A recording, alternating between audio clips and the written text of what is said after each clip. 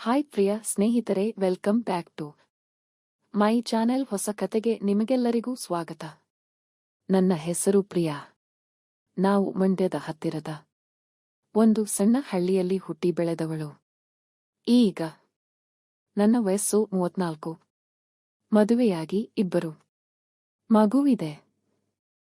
ಗಂಡ ಸಾಯುವ ಮೊದಲು ನಮಗೆ ಒಳ್ಳೆಯ ಪ್ರೀತಿ, ಸಾಂತ್ವನ ಎಲ್ಲವನ್ನೂ ಕೊಡದೆ ಜವಾಬ್ದಾರಿಯಿಲ್ಲದೆ ಇದ್ದ 2.5 ವರ್ಷ ಆಗಿದೆ ಅವನು ನಮ್ಮನ್ನು ಬಿಟ್ಟು ಹೋಗಿ.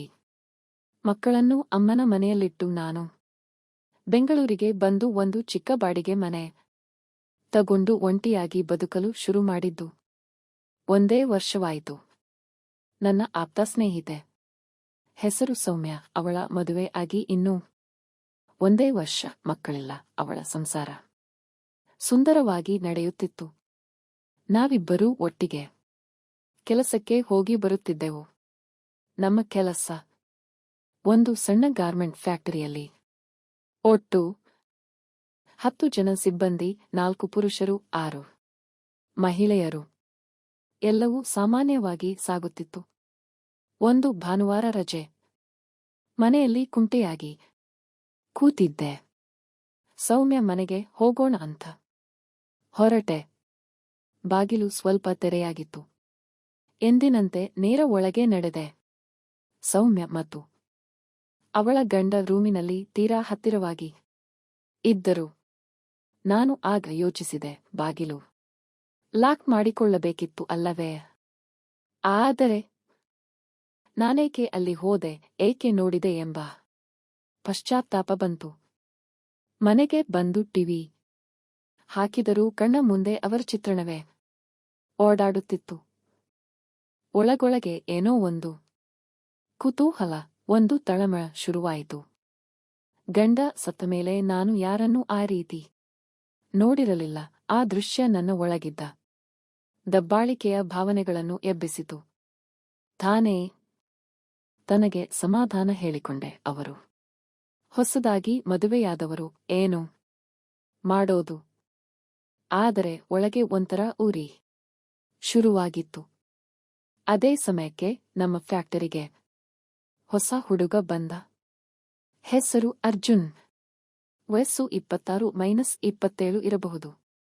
ಮೊದಲ ದಿನವೇ ನಾನು ಅವನಿಗೆ ಕೆಲಸ ತಿಳಿಸಿಕೊಟ್ಟೆ. ನೀನು ನಮ್ಮ ರೂಮಿನ ಹತ್ತಿರವೇ ಇರುತ್ತೀಯಲ್ಲ ಅಂತ ಕೇಳಿದೆ. ಹೌದು ಆಂಟಿಯೇ ಅಂತ ನಗು ಬಂದಿತ್ತು ಅವನಿಗೆ. ಅವನ ನಗು, ಮಾತು ಎಲ್ಲರನ್ನೂ ಆಂಟಿ ಅಂಕಲ್ ಅಂತ ಕರೆದು ತಮಾಷೆ ಮಾಡುವ ಸ್ವಭಾವ ಎಲ್ಲರಿಗೂ ಇಷ್ಟವಾಯಿತು. ಅವನಿಲ್ಲದ ದಿನ ಫ್ಯಾಕ್ಟರಿ ಖಾಲಿಯಂತೆ ಭಾಸವಾಗುತ್ತಿತ್ತು. ಒಂದು ಸಂಜೆ ಕೆಲಸ ಮುಗಿಸಿ ನಾವು 3 ಸೌಮ್ಯ, ಅರ್ಜುನ್, ನಾನು ಒಟ್ಟಿಗೆ ಬರುತ್ತಿದ್ದೆವು. ಸೌಮ್ಯಳನ್ನು ಅವಳ ಗಂಡ ಕಾರಿನಲ್ಲಿ ಕರೆದೊಯ್ದ. ನಾನು ಅರ್ಜುನು ಮಾತ್ರ ಉಳಿದೆವು. ದಾರಿಯಲ್ಲಿ ಅವನು ಸ್ವಲ್ಪ ಮೂಡಿ ಕಡಿಮೆಯಾಗಿದ್ದ. ನಾನೇ ಮಾತು ಶುರು ಮಾಡಿದೆ. ಏನಾಯ್ತು ಅರ್ಜುನ್, ಇವತ್ತು ಯಾಕೆ ಇಷ್ಟೊಂದು ಸುಮ್ಮನಿದ್ದೆ? ಏನೂ ಇಲ್ಲ ಆಂಟಿ, ಮನೆಯಲ್ಲಿ ಸ್ವಲ್ಪ ಗೊಂದಲ. ಹುಡುಗಿಯರ್ ವಿಷಯನ ಅಂತ ಸ್ವಲ್ಪ ಚುಚ್ಚಿದೆ. ಅವನು ನಕ್ಕು, ಆಂಟಿ ನೀವು ಯಾಕೆ ಇಷ್ಟೊಂದು ಕ್ಯೂರಿಯಸ್? ಇಲ್ಲ ಕಣೋ, ನೋಡಿದ್ರೆ ನೀನೊಳ್ಳೆ ಹುಡುಗ ಅನ್ಸುತ್ತೆ. ಯಾರಾದರೂ ಮೋಸ ಮಾಡಿದ್ರೆ ನನಗೆ ಸಹಿಸೋದಿಲ್ಲ. ಹೌದಾ ಆಂಟಿ? ನಾನೇನಾದರೂ ನಿಮ್ಮ ಜಾಗದಲ್ಲಿದ್ದಿದ್ದರೆ ನಾನು ಸುಮ್ಮನಿರಲಿಲ್ಲ ಗೊತ್ತಾ ಅಂತ ಅವನೇ ತಿರುಗಿ ಚುಚ್ಚಿದ. ನಾನು ನಕ್ಕೆ.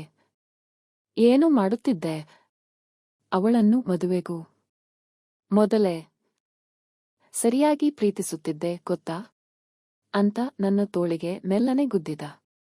ನಾನು ಆಶ್ಚರ್ಯದಿಂದ ಅರ್ಜುನ್ ಅಂತ ಕೂಗಿದೆ. ಅವನು ನಗುತ್ತಲೇ, ಇವತ್ತು ನಾನು ಸುಳ್ಳು ಹೇಳಿದ್ದೆ ಆಂಟಿ, ನಾನು ಒಳ್ಳೆ ಹುಡುಗ ಅಂತ. ನಿಜಕ್ಕೂ ನಾನು ಅವಳಿಗೆ ಮೊದಲೇ ತುಂಬಾ ಹತ್ತಿರವಾಗಿದ್ದೆ. ನಾನು ಸ್ವಲ್ಪ ಗಾಬರಿಯಾದೆ. ಆದರೂ ನಗುತ್ತಾ, ಅಯ್ಯೋ ನೀನು ರಿಯಲಿ ಬ್ಯಾಡ್ ಬಾಯ್ ಅಂತ ಗೊತ್ತಾಗ್ತಿದೆ ಅಂದೆ. ಅವನು ಕಣ್ಣು ಕಿರಿಕ್ ಮಾಡಿ, ಆಂಟಿ ನೀವು ನನ್ನನ್ನು ಇಷ್ಟು ಚೆನ್ನಾಗಿ ಅರ್ಥ ಮಾಡಿಕೊಂಡಿದ್ದೀರಿ ಅಂದ ಮೇಲೆ ನನಗೂ ನಿಮ್ಮ ಬಗ್ಗೆ ಒಂದಿಷ್ಟು ಗೊತ್ತಾಗಲಿ ಅಂದ. ನನ್ನ ಮನೆ ಬಳಿ ಬಂದಾಗ ಮಳೆ ಸುರಿಯಲಾರಂಭಿಸಿತು. ಬಾ ಒಳಗೆ ಚಹಾ ಕುಡಿಯೇ ಅಂದೆ. ಇಲ್ಲ ಆಂಟಿ, ಮತ್ತೊಮ್ಮೆ ಬರುತ್ತೇನೆ. ಬಾ ಕಣೋ, ಒಂಟಿಯಾಗಿದ್ದಾಳೆ ಅಂತ ತಿಳಿದಿರಲಿಲ್ವಾ ಅಂತ ಒಳಗೆ ಕರೆದೊಯ್ದೆ. ಮನೆ ತುಂಬಾ ಚಿಕ್ಕದು. ಒಂದು ಹಾಲು, ಒಂದು ಸಣ್ಣ ಅಡುಗೆ ಮನೆ. ಅವನಿಗೆ ಚಹಾ ಮಾಡುತ್ತಿದ್ದಾಗ ಅವನೇ ಕೇಳಿದ, ಆಂಟಿ, ಈ ಚಿಕ್ಕ ಮನೆ ನಿಮಗೆ ಸಾಲದು ಅಲ್ವಾ? ಇರುವುದು ನಾನೊಬ್ಬಳೇ ಕಣೋ, ಸಾಲುತ್ತೆ. ಅವನು ಗೋಡೆಯಲ್ಲಿದ್ದ ಗಂಡನ ಫೋಟೋ ನೋಡಿ ಸಾರಿ ಆಂಟಿ ಅಂದ. ನಾನು ಎಲ್ಲಾ ಹೇಳಿದೆ. ಗಂಡ ಹೇಗಿತ್ತಿದ್ದ, ಹೇಗೆ ಹೋದ, ಎಲ್ಲವನ್ನೂ. ಅವನ ಕಣ್ಣು ತೇವಗೊಂಡಿತ್ತು. ಆದರೆ ಆ ಯುವಕನ ಸ್ವಭಾವ ಸ್ವಲ್ಪ ತಮಾಷೆಯಾಗಿಯೇ ಕೇಳಿದ, ಆಂಟಿ, ಇನ್ನೂ ನಿಮ್ಮ ವಯಸ್ಸೇ ಆಗಿಲ್ಲ, ಒಂಟಿಯಾಗಿರೋದು ಕಷ್ಟ ಅನ್ಸಲ್ಲವಾ? ಯಾರಾದರೂ ಒಳ್ಳೆ ಜೊತೆಗಾರ ಬೇಕಾದಾಗ ಏನು ಮಾಡ್ತೀರಿ? ನಾನು ತಡವರಿಸಿ ಅವನನ್ನೇ ದಿಟ್ಟಿಸಿ ನೋಡಿದೆ. ಏನು ಆಂಟಿ, ನಾನು ತಪ್ಪಾಗಿ ಕೇಳಿದ್ದೇನಾ? ಇಲ್ಲ ಕಣೋ, ಆದರೆ ನೀನೇ ಹೇಳು, ನಾನು ಯಾರನ್ನಾದರೂ ಒಲಿಸಿಕೊಂಡರೆ ನಿನಗೇನು ಸಿಗುತ್ತೆ? ಅವನು ಮೆಲ್ಲನೆ ನಕ್ಕು. ನಿಮ್ಮ ಮುಖದಲ್ಲಿ ಸಂತೋಷ ಕಾಣೋಕೆ ಸಿಗುತ್ತೆ ಆಂಟಿಯೇ ಅಂದ. ಒಂದು ಶನಿವಾರ ಓವರ್ ಟೈಮ್ ಆಗಿ ರಾತ್ರಿ 9:30 ಆಯ್ತು. ಸೌಮ್ಯಳನ್ನು ಅವಳ ಗಂಡ ಕರೆದೊಯ್ದ. ನಾನು ಅರ್ಜುನು ಮಾತ್ರ ಉಳಿದೆವು. ಹೊರಗೆ ಗಾಳಿ, ಗುಡುಗು, ಮಿಂಚು, ಜೋರಾಗಿ ಮಳೆ. ಎಷ್ಟೇ ಓಡಾಡಿದರೂ ಎಲ್ಲರೂ ನೆಂದರು. ತಲೆಯಿಂದ ಕಾಲಿನವರೆಗೆ ನೀರು. ಮನೆ ತಲುಪಿದಾಗ ಮಳೆ ಇನ್ನೂ ನಿಲ್ಲಲಿಲ್ಲ. ಆಂಟಿ, ನಾನು ಹೋಗ್ತೀನಿ.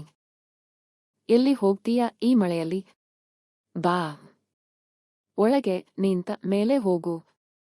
ನಿಜವಾಗ್ಲೂ ಭಯ ಆಗ್ತಿದೆಯಾ ಆಂಟಿ? ಹೌದು ಕಣೋ. ಗುಡುಗು ಕೇಳಿದ್ರೆ ನನ್ನ ಕಾಲು ನಡುಗುತ್ತೆ. ಒಳಗೆ ಬಂದೆವು. ಇಬ್ಬರ ಉಡುಪು ಸಂಪೂರ್ಣ ಒದ್ದೆ. ನಾನು ಟವೆಲ್ ಕೊಟ್ಟೆ.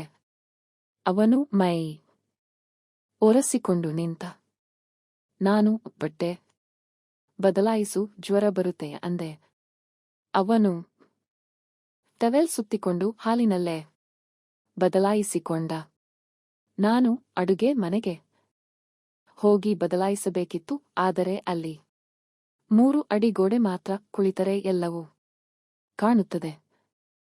ಅರ್ಜುನ್ ತಾನಾಗಿಯೇ ತಿರುಗಿ ಕುಳಿತುಕೊಂಡು, ಆಂಟಿ, ನಾನು ಈ ಕಡೆ ಮುಖ ಮಾಡಿಕೊಂಡಿದ್ದೇನೆ ಅಂದ. ಇದ್ದಕ್ಕಿದ್ದಂತೆ ಕರೆಂಟ್ ಹೋಯಿತು. ಕತ್ತಲೆ ಆವರಿಸಿತು. ನಾನು ನೈಟಿ ಎತ್ತಿಕೊಳ್ಳಲು ಒದ್ದೆಯಾದ ಬಟ್ಟೆಯಿಂದ ಕಾಲು ಜಾರಿ ನೈಟಿ ಕೆಳಗೆ ಬಿತ್ತು. ಅರ್ಜುನ್ ಮೊಬೈಲ್ ಟಾರ್ಚ್ ಹಾಕಿ ಎತ್ತಿಕೊಟ್ಟ. ಆ ದಿಢೀರ್ ಮಿಂಚಿನಲ್ಲಿ ನನ್ನ ದೇಹದ ರೇಖೆಗಳು ಅವನ ಕಣ್ಣಿಗೆ ಬಿದ್ದಿದ್ದವು. ಆಗಲೇ ಒಂದು ದೊಡ್ಡ ಸಿಡಿಲು. ನಾನು ಅಮ್ಮ ಅಂತ ಕಿರುಚಿಕೊಂಡು ಓಡಿ ಅವನ ತೋಳು ಹಿಡಿದುಕೊಂಡೆ. ನನ್ನ ಮೈ ನಡುಗುತ್ತಿತ್ತು. ಅವನು ನನ್ನ ತೋಳಿನ ಮೇಲೆ ಕೈ ಇಟ್ಟು, ಏನು ಆಗಲ್ಲ ಆಂಟಿ, ನಾನಿದ್ದೇನೆಯ ಅಂತ ಮೆಲ್ಲನೆ ಧೈರ್ಯ ಹೇಳಿದ. ಅವನ ಸೊಂಟಿನಲ್ಲಿ ಕೇವಲ ಟವೆಲ್. ನನ್ನ ಮೈಯೂ ಬಹುತೇಕ ಬೆತ್ತಲೆ. ಆ ಗುಡುಗು, ಮಿಂಚಿನ ಭಯದ ನಡುವೆ ಇಬ್ಬರ ಮೈಯೂ ಒಂದು ರೀತಿಯ ಬೆಚ್ಚಗಿನಿಂದ ತುಂಬಿತು. ಅರ್ಜುನ್ ನನ್ನನ್ನು ಮೆಲ್ಲಗೆ ಚಾಪೆಯ ಮೇಲೆ ಕೂರಿಸಿದ. ಯಾವ ಮಾತು ಆಡದೆ ಇಬ್ಬರೂ ಒಬ್ಬರನ್ನೊಬ್ಬರು ದಿಟ್ಟಿಸಿ ನೋಡಿಕೊಂಡೆವು. ನಾನು ಇದು ತಪ್ಪು ಅಂತ ಹೇಳಲಿಲ್ಲ. ಅವನು ಆಂಟಿಯೇ ಅಂತ ಕರೆಯಲಿಲ್ಲ. ಕೇವಲ ಒಬ್ಬರ ಉಸಿರಾಟದ ಶಬ್ದ, ಹೃದಯ ಬಡಿತ ಮಾತ್ರ ಕೇಳಿಸುತ್ತಿತ್ತು. ಹೊರಗೆ ಮಳೆ ಜೋರಾಗಿ ಸುರಿಯುತ್ತಿತ್ತು. ಒಳಗೆ ಇಬ್ಬರ ನಡುವೆ ಒಂಥರ ಶಾಂತಿ, ಒಂಥರ ಉರಿ ಒಟ್ಟಿಗೆ ಇತ್ತು. ಅರ್ಜುನ್ ನನ್ನ ಕೈ ಹಿಡಿದು ತನ್ನೆದೆಗೆ ಒತ್ತಿಕೊಂಡ. ನಾನು ಕಣ್ಣು ಮುಚ್ಚಿ ಅವನ ಎದೆಗೆ ತಲೆ ಇಟ್ಟೆ. ಆ ರಾತ್ರಿ ಏನೂ ಮಾತಾಡಲಿಲ್ಲ, ಕೇವಲ ಒಬ್ಬರಿಗೊಬ್ಬರು ಬೇಕಾದ ಸಾಂತ್ವನ, ಬೇಕಾದ ಬೆಚ್ಚಗಿನ ಅನುಭವ ಮಾತ್ರ ಉಳಿಯಿತು. ಇದೊಂದು ಕಥೆಯಷ್ಟೇ. ಕಥೆ ಹೇಗಿತ್ತು ಅಂತ ಕಮೆಂಟ್ ಸೆಕ್ಷನ್ನಲ್ಲಿ ಹೇಳಿ. ನನ್ನ ಚಾನೆಲ್ಗೆ ಹೊಸಬ್ಬರು ಆಗಿದ್ರೆ ಸಬ್ಸ್ಕ್ರೈಬ್ ಮಾಡಿಕೊಂಡು ಪಕ್ಕದಲ್ಲಿರುವಂತಹ ಬೆಲ್ ಐಕಾನ್ ನ ಕ್ಲಿಕ್ ಮಾಡಿಕೊಂಡು ಆಲ್ ಆಪ್ಷನ್ ಸೆಲೆಕ್ಟ್ ಮಾಡಿಕೊಳ್ಳಿ. ಓಕೆನಾ? ಮತ್ತೊಮ್ಮೆ ಮೀಟ್ ಮಾಡೋಣ ಮತ್ತೊಂದು ರೋಚಕವಾಗಿರುವಂತಹ ಕತೆ ಜೊತೆಗೆ. ಅಲ್ಲಿವರೆಗೂ ಬೈ ಬೈ.